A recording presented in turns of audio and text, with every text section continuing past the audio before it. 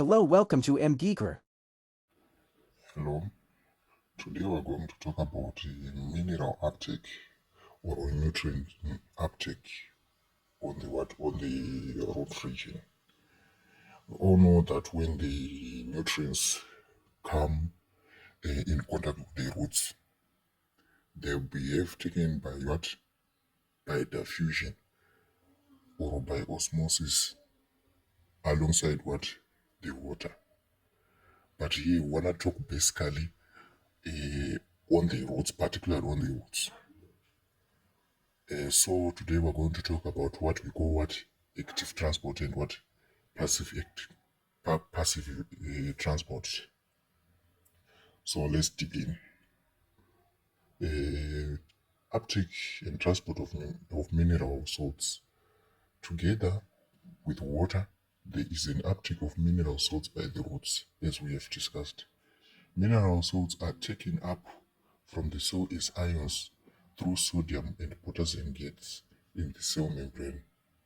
The uptake of mineral salts is greatest in the region of what? Root phase.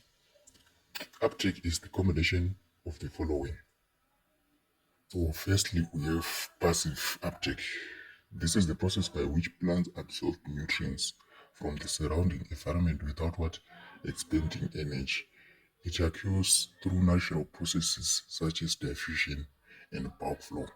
And we also know what diffusion is and bulk flow is. When diffusion is the movement of what? Of molecules from a region of high concentration to a region of what? Low concentration. And bulk flow, where bulk flow is the columnar movement of what? Water or what? Or nutrients. Then, so passive uptake happens due to what? Um, Due to difference in concentration gradients. Here we're talking about what? Minerals.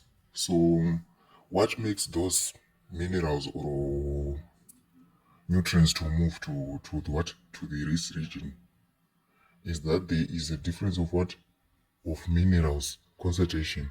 So by doing so, the minerals will move what? To the plant because the plant has a low what?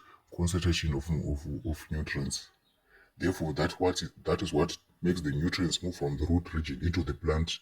And due to the plant, there are other movements by which the nutrients will move, and we'll talk about those movements in the plant when